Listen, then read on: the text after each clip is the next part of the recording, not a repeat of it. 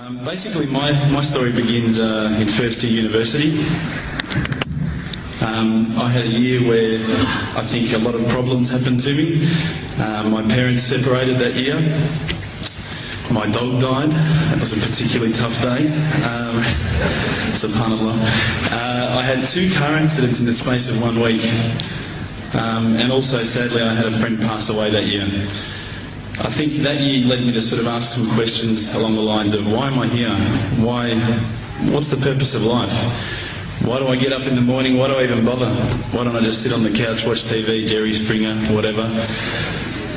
And I think I started to ask questions about, the purpose of life, and that led me to start to do a bit of a holy quest. Naturally, as an Aussie, the first thing I did was investigate Christianity. I had a few Christian friends, and I remember going to a church camp. It was one of the funniest camps I've ever been to in my life. Everybody was singing. I didn't know what the words were. I didn't know what they were saying. It sounded great. They had beautiful voices, but it just seemed really strange. And everybody was telling me how much God loved me, and I was thinking, God loves me? My dog died. Subhanallah. So I kept on investigating Christianity, and I went to a whole lot of, different aspects of Christianity. So we're talking about Catholicism, we're talking about Anglican, Baptist, priests, pastors. And every time I'd go there and ask questions, I'd find that they wouldn't pick up the Bible and start to say, oh, this is the answer, my dear brother. They would just start answering me. They would just answer from their own opinions. And I started to realise that there was a lot of interpretations of Christianity, and a lot of people had their own interpretations, and one priest from one church was believing one particular aspect of Christianity whilst another was proclaiming another. So I started to think to myself, the Bible is one text, but there seems to be so many different interpretations, and it was confusing. And at the time, while I was in first year university, I was also working in a service station, one of my part-time jobs. And one of my colleagues was a Hindu, was an Indian Hindu, and we'd regularly change shift. And at that time, I was very inquisitive, and I'd say to him, dude, what's the deal with the elephant head guy? What's the deal with that, Why has that guy got an elephant head? And he's going, oh, that's Ganesha, this. I said, but couldn't you have chosen like a lion's head or something a bit better? We'd have, these really deep theological debates while people were buying petrol. And I'd be saying, yeah, but why bring $5 of gas? Thanks, mate. Yeah, no problems. And again, I found that was very hard to stomach. So I sort of investigated a little bit further. I had a good friend of mine was a Mormon. And I found that this religion actually appealed to me the most out of all of the Christian religions, the Church of Latter-day Saints. They were quite strict. They don't drink alcohol. They don't drink caffeine. So unfortunately, Coke's out, guys, because I know Levos love Coke. But again, there was that leap of faith I felt that I had to make to embrace this religion. And I found that, I wasn't just into making a leap of faith. I wanted proof. I also investigated Judaism, would you believe? And my original name before Abu Bakr is Reuben. So if you've probably seen all the movies, you've seen Reubenstein. At the end, they probably thought I was Jewish, so they thought, oh, this guy's, one of us. But again, I just didn't find what I was looking for. Lastly, I probably looked into Buddhism, and I found that this was probably the religion that I was going to choose. I thought, look, this is great. There's so much.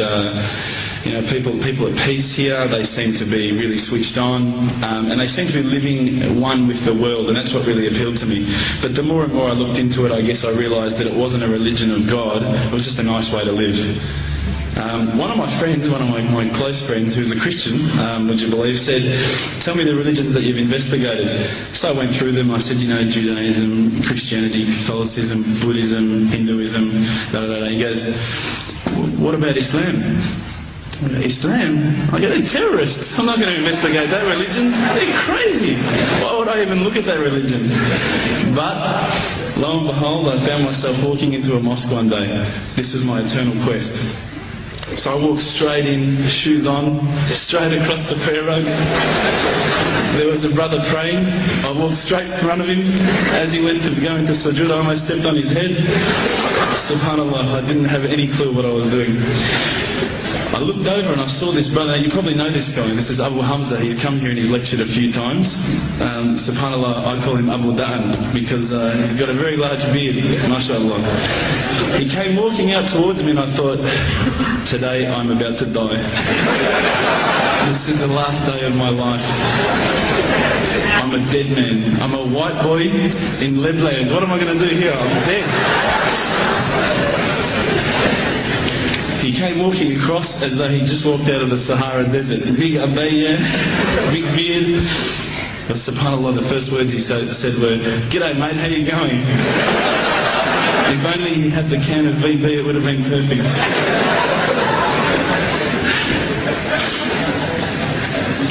SubhanAllah, I was very taken aback by his welcoming nature.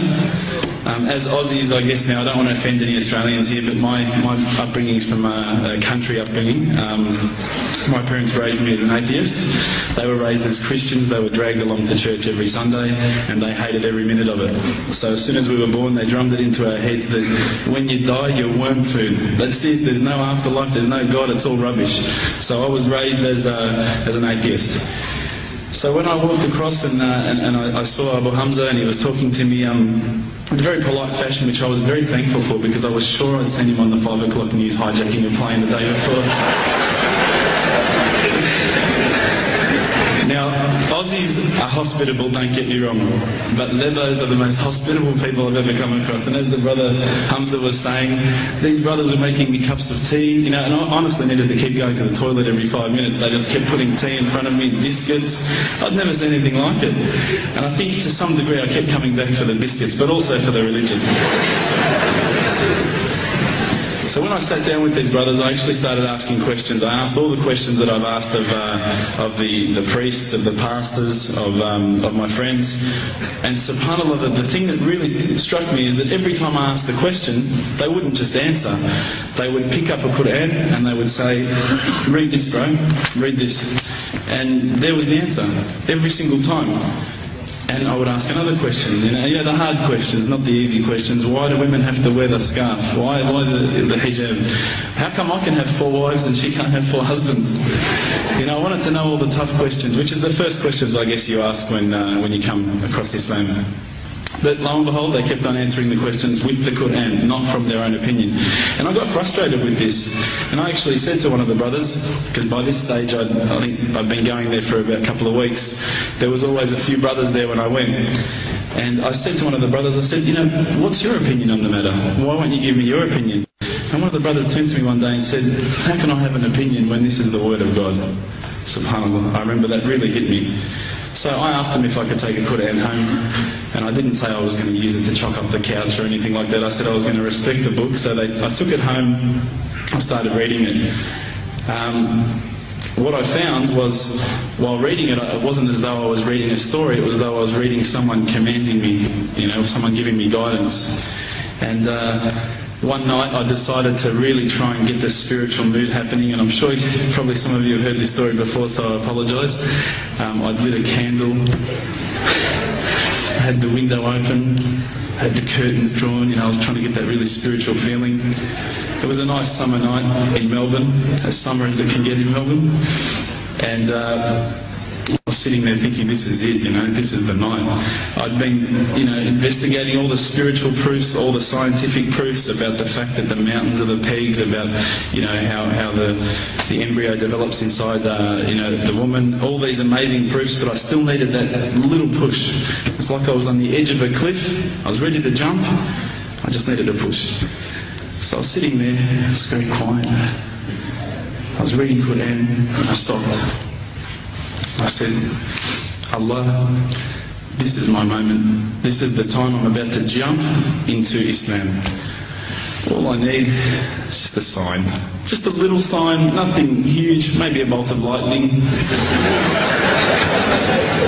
Maybe half the house could fall down or something, just small. Small for you, man. You created the earth, come on. So I sat there. I was waiting for the candle to start gliding up to 4 metres high like in the movies. And I go, okay, go. And subhanAllah, nothing. Absolutely nothing happened. I was really disappointed, to be honest.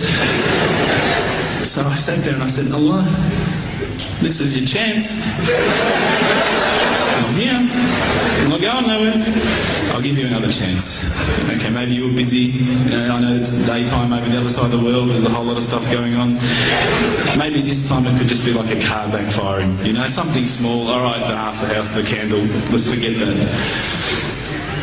A bird could fart outside. I don't care. Just anything. So I said, okay, go. And subhanAllah, absolutely nothing happened. And I mean, I couldn't have even said, oh, that was it. That creep just then in the wall, that was it. Absolutely nothing happened. I was really disappointed. I was gutted. I was sitting there thinking, this is it, you know, this was my last chance, Islam, and I haven't found it. I pulled back the Quran, I turned back to where I was reading. SubhanAllah, the very next verse on the next page, for those of you who ask for signs, have we not shown you enough already? Look around you, look at the stars, look at the sun, look at water. These are the signs for the people of knowledge. SubhanAllah.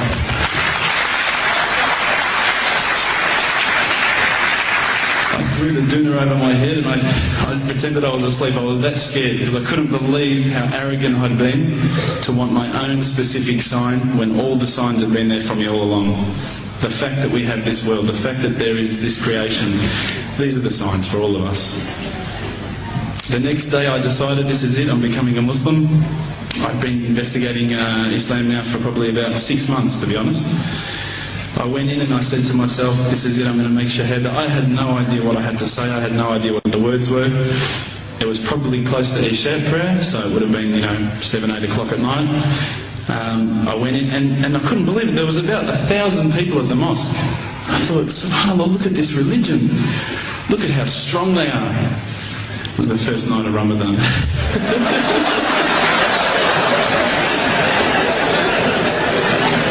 Ramadan Muslims. So I sat there and I was very nervous, I must admit. I got up and this person's going to me, you got to say these words, bro, Ashhadu. I'm going, what? Ash what?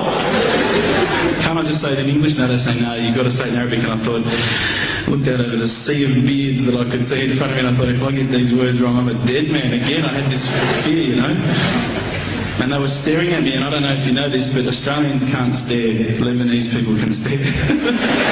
So I was sitting there, I was very scared. I got up, and subhanAllah, as soon as I started to say the words, all fear went out of my mind. It felt as though a shower was inside my head and someone had just turned on the cold tap. Felt like I'd been flushed clean.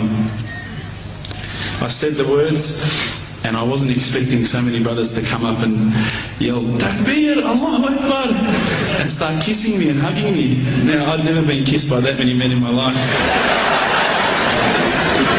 But it was a beautiful day, I must admit. And that day was the day that I had more brothers than I could ever imagine, more sisters as well. But I guess since that day I've never looked back. My family, I think initially were very worried that I was going to be, I guess, a little bit weird towards them. They thought that I was going to break out the AK-47s and the grenades. But they realised, I think, soon that this religion was actually making me a better person. Prior to Islam, you're not going to believe it, I had a mohawk. I did. I had, I'm not going to show you any photos. I had army greens, I had the Metallica t-shirt, I had the cherry docks. I was shocking, right? I thought I looked great, but I looked terrible. And alhamdulillah, ever since then I look as good as I do now. No, don't laugh, please. But my parents were the first people to actually say to me once, which really amazed me. They said, my father actually asked me for the Quran recently, which I was really happy about. I always thought he'd be one of the hardest people to work on. But he said to me, ever since you've been a Muslim, you've been a better person. You're more reliable. I can count on you to come and pick me up if my car breaks down. Whereas before I'd gone, Dad, I was drinking last night, I don't know if it's still out of my system. So alhamdulillah, I hope that this hasn't bored you too much, but I just wanted to share with you what I would suggest is probably the most beautiful time of my life. And inshallah, I'll see you all in Jannah for a kebab. Assalamu alaikum.